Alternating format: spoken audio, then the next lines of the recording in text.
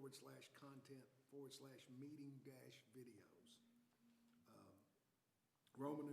Roman numeral 4, old business. I assume we have no old business, Ms. Rock, because the holidays stopped Mr. Wolf's application from having a second. That's correct. hearing. It will not be presented until the 14th, the 11th. Okay. And so that concludes any old business? Yes, sir. All right. Roman numeral 5, new business. Subsection A, the application by Ms. Lucy Lindsay for a variance at the following location. Lot 1 of Block 2 of the Lincoln addition to the city of Natchitoches. The variance requested is a variance of 1 foot of the required 3-foot minimum. This should be maximum, shouldn't it? The minimum, yeah, it should be maximum. The maximum fence height of the required front yard to install a chain link fence bearing municipal address of 1435 George Ann Street, exhibit number 1 in Commissioner's packets, councilperson district number 2. Would the applicant or a designee come forward while we hear a summary from the director? Ms. Lindsay owns property on Georgia Ann, and the house it's vacant at the time, but she's saying that she wants to eliminate traffic going between her property into the railroad track area. The surrounding homes have fence installs up to about 5 feet, I think, is what you're requesting. But according to our ordinance, the max height for a front yard fence height is 3 feet. So she's requesting a variance of an additional 1 foot to install that fence. Okay. And as well as the privacy fence, is that a request as well? Or is that okay, the 7 feet in the back? Yeah, there's gonna be a chain link fence also in the back, Chain link fence. all the way around. Okay. Okay. Would you please state your name? Yes, my name is Lucy. Ms. Lindsay. My name is Lucy Lindsay. We own the property at 1435 George Ann Street. My parents are deceased and have been for years, but my siblings and I live in Houston, Texas, and we maintain that property. I am requesting permission to install a black chain link fence around our home to deter persons from walking to and from the property as they access the tracks on the back of the home and parking. We currently have persons parking in our front yard, on the side yard, and many times in the rear. I am hoping that the erection of a fence will deter that. I understand that the city ordinance, it requires the front fence to be 36 inches and the sides and the rear up to 7 feet. I'm seeking approval to install the front fence at 48 inches height, the backs at 7 feet, and the sides are graduating scale starting at 48 inches in the front and graduating it up to 7 feet. So I'm hoping that you will approve my request. All right. Any questions by commissioners for Ms. Lindsay? Ms. Lindsay, I think I heard you correct. You're using the black chain link. Is that That what is correct. Yeah. All right. Any questions for Ms. Lindsay by commissioners? Is anyone here to oppose the application of Lindsay on behalf of the J.W. Washington estate? Hearing no opposition, discussion by commissioners. Make a motion to approve. Make a motion second. Motion by Lewis, second by Claiborne. All in favor say aye. Aye. All opposed, like sign. Ms. Lindsay, I would point out to you in your email, you talk about getting the city fuel supplier. You'll need to talk to Kendall at our inspector, but I think nationally you have to call 811 and do that. And the city, to the extent the city has utilities there, they'll respond to 811. It's called Dottie. It's a nationwide program. I think it's just 811, but he can help you with it. And what they do is you make that call, you put your confirmation number down. They'll tell you, you can go online and look at it. I think you got to do it 48 or 72 hours ahead of time, and it's good for 14 days.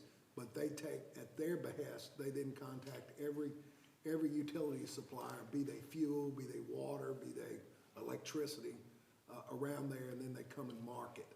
And if they don't market or marketing properly and your installer runs into a problem, it won't be at your expense.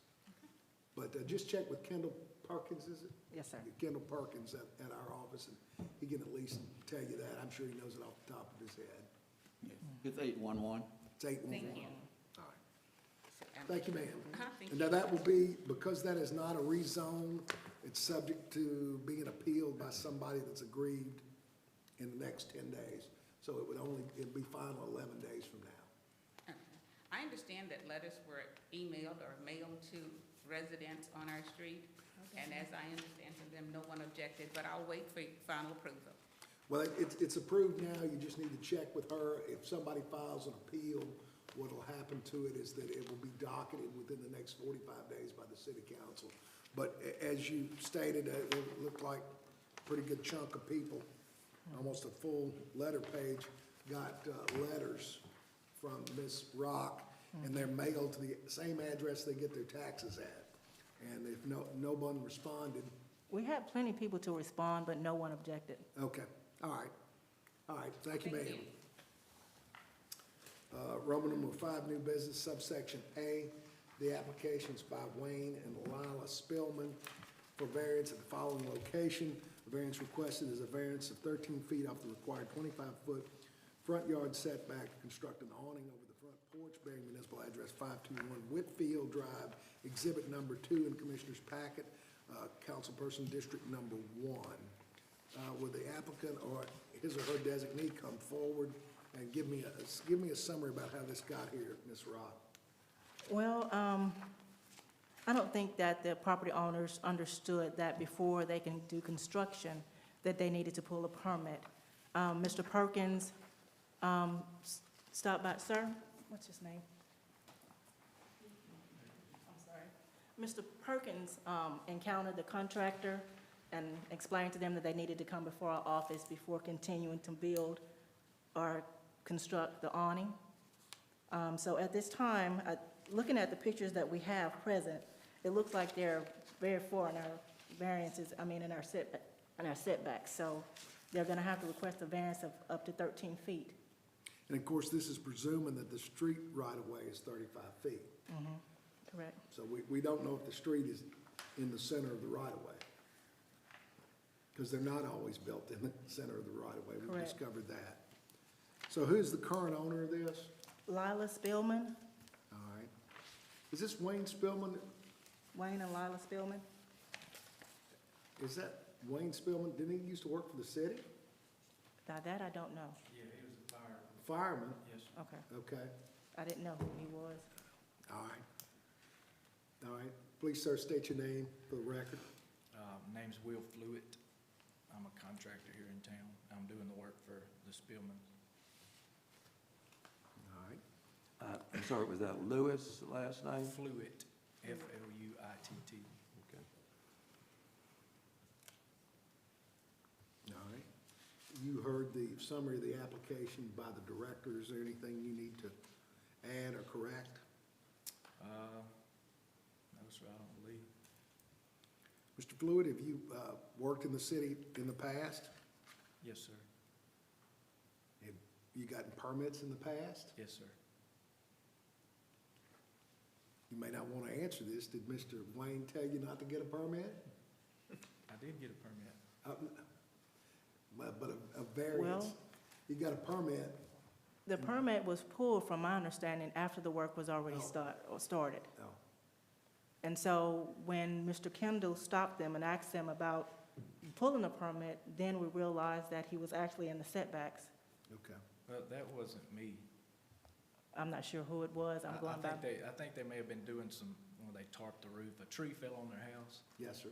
and I think they kind of were cleaning up a little bit and didn't Okay. pull a permit. But I pulled the permit before I started working at all. Well, that's not what my understanding was, so I'm not sure. I only talked to Mr. Kendall, Mr. Perkins. So I'm not Okay. sure what actually happened or what transpired. All right. Yeah, I called Kendall, once we got the framework done, I called Kendall to come inspect it for me and make sure everything was kosher with him, and that's the first thing he noticed was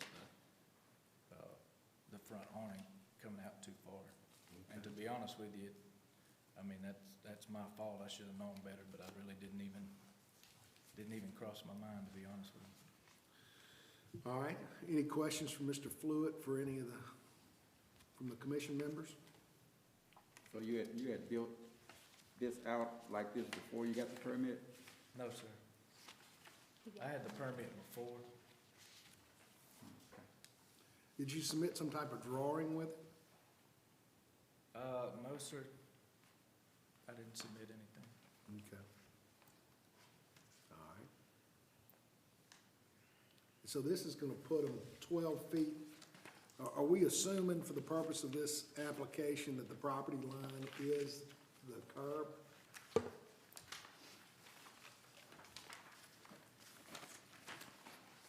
Yes.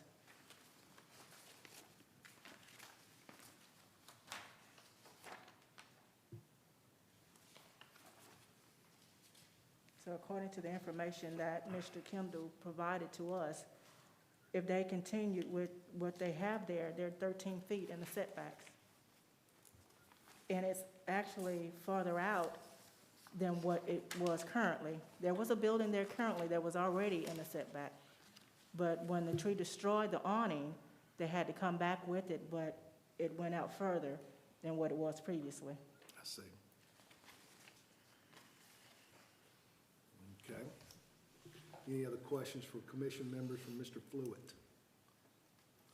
I got a question. I looked at the assessor overlay. This looks like it's gonna stick out fairly significantly compared to what I could see from the assessor aerial. Is that what you saw, Ms. Oaks?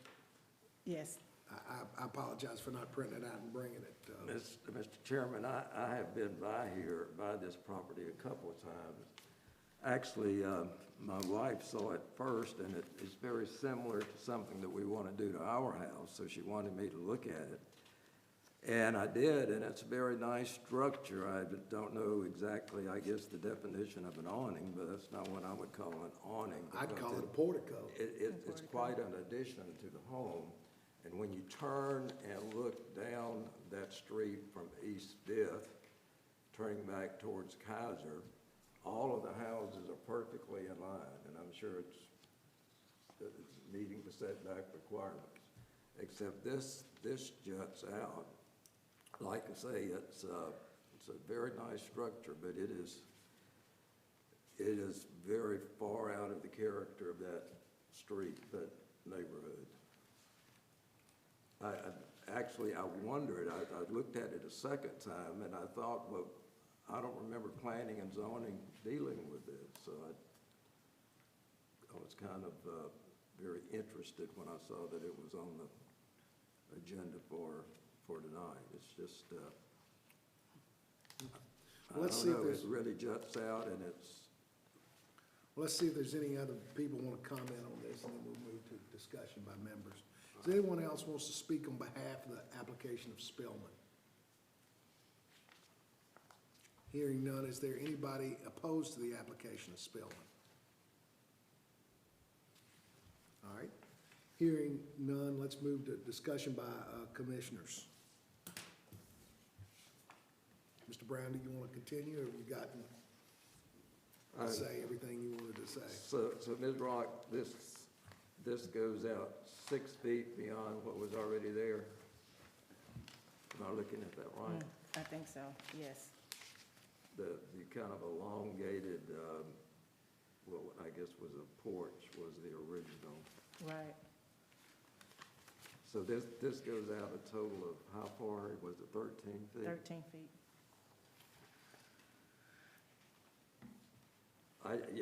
It's construction is well on its way, and I certainly hate to, some major errors have been made here. And if it was me, I would certainly not want to have to tear that down and do something else, but I do have an objection to it. It just goes too far out for that area.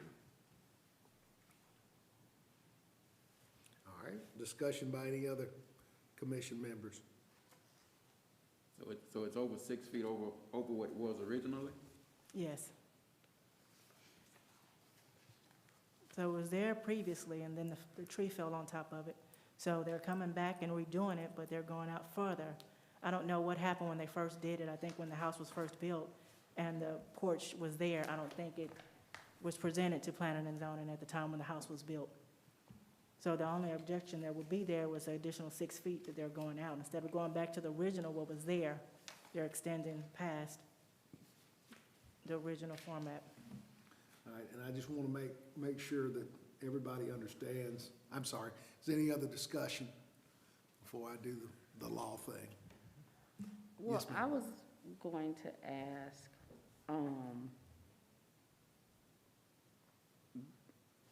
the owners didn't notice that it was larger than what it was? I mean, was that their request for it to be larger than what it was? Yes. I never saw the original, though. The tree crushed it, and they had already hauled it off and hired somebody else to get all that stuff out of the way, so I never actually saw the original. So I didn't know how far it extended or whatever. They have concrete in the front of their house, a little walkway, Mm-hmm. and it was just my fault for not paying attention, but I never saw the original, so I didn't have anything to go from. But the concrete doesn't come out this far. Yes, there it goes. They have a walkway going up. It's actually a Street. sidewalk. It's a sidewalk Yes, sir.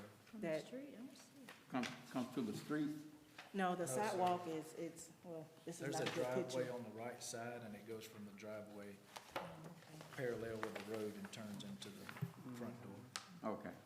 What I'm saying, it doesn't come out as far as the end of this new structure. Actually, the actual walk that's with it.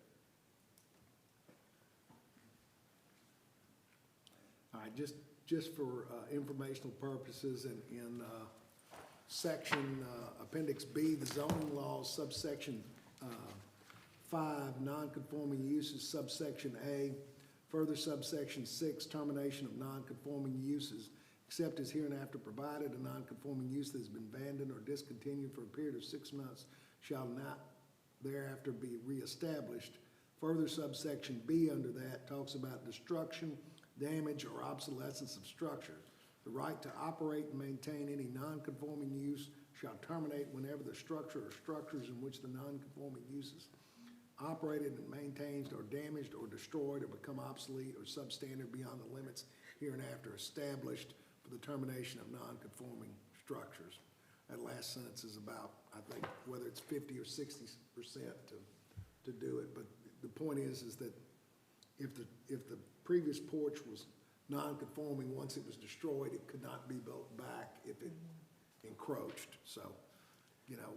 So the approval, if there was approval for that original porch to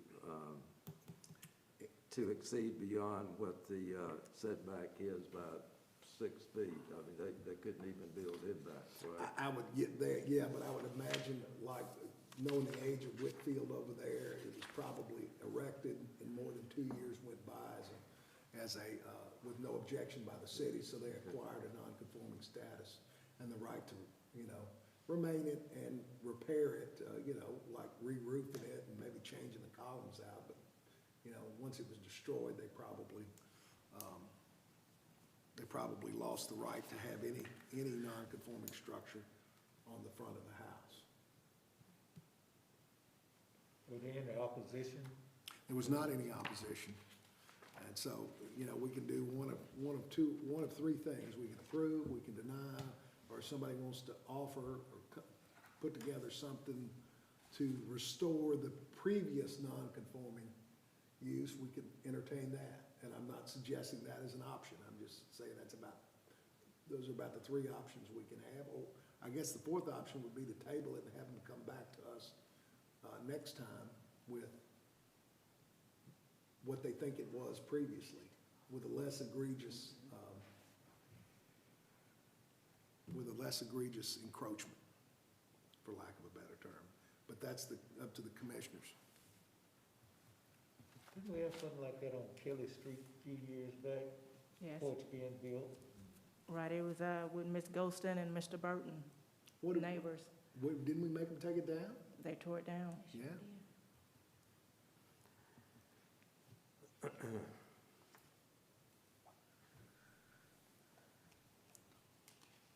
So what's the commission's pleasure? I move denial of the application. Motion by Brown to deny. Do I have a second? I'll second it. Second by Claiborne. All in favor say aye. All opposed, like sign. The application is denied. Spillman's had 10 days to file an appeal to the city council. They file either, I guess, either with the mayor's office or Ms. Rock in writing within 10 days, and the city council will take it up in the next 45 days, and they'd be notified if that's what they choose to do. Okay. All right, thank you, Mr. Fluid. Is that the conclusion of new business?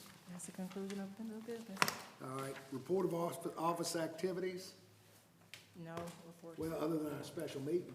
Oh, yeah, I forgot about that one. The special meeting for January 19th. This is actually Ralph Ingram and the lots with Rhodes Brothers. The residents are proposing to buy or subdivide the lots amongst the residents there. So we're going to be hearing that on the 19th. And Has that been addressed with the Road Brothers? oh, no, they had to Yeah, sign a they- contract before they even started drawing them, hiring the, So that they're in favor of making that sale on their part to the residents over there? They are. it appears Sounds Chantrell and really I have good. been working with Mr. Chris Collette and Brandon Thornton, trying to get their survey plat compliant. We've got a preliminary, but they're gonna give us a final, hopefully, at our meeting. But it looks like they would put maybe two lots on St. Maurice and 2 or 3 lots coming off the end of Oma, and then the rest of the property would be spread back to the neighbors on Harling or Harvey or whatever it's called, and Williams Avenue. I'm just curious, who first proposed that? Do you know, Ms. Rock? I don't know who the first. I think it was a compendium of Mr. Ingram and some of the neighbors got together, because I asked, and I'm making conjecture, but they had to get the money right. I'm just thinking it's such a very ingenious way to resolve the problem over there, certainly for the people who live. So the people on the streets can actually, on Harling, can actually extend their lots when they buy this property? That's correct, and that was one of the things that Ms. Rock and I have been talking to them about, is that they're gonna have to do the survey in such a way that whatever the lot is on, well, like, for example, the First United Methodist Church has a house there. They're gonna buy a lot behind them, but it's gonna have to be incorporated into a single, they're gonna have to re-subdivide so that they don't have the small lot in relative terms, the small lot on Harvey. It'll be a big lot comprising of their addition and their new as a single lot. And then that way we don't create, landlocked lots and things being subject to being able to be sold off, and we just visit this problem again. I know Ms. Rock and I have been working very hard on it to try to get it squared away, to try to knock the corners off so that y'all have a very clean application, but these things are always fluid. But I think they seem to be as united in trying to get this done as they were in opposing the Rhodes application. So, Well, that speaks volumes right there. So, well, thank y'all for your due diligence and work on that. That's pretty well, amazing. I'd rather spend a lot of office time with Ms. Rock and Mr. Gillette and Mr. Thornton than spend 3 hours in here and 10 hours on the phone, telling the same story over and over I again. got you. And I'm sure y'all as well. Right. Ms. Blake and Ms. DuBois hadn't been here for one of our marathons yet. Not yet. They can get, it gets a little hairy. All right, well, if we've got nothing else on the agenda, Reverend Claiborne, it's on you. Motion to adjourn. Motion by Mr. Claiborne, second by Mr. Lewis. All in favor, say aye. Aye. We stand adjourned.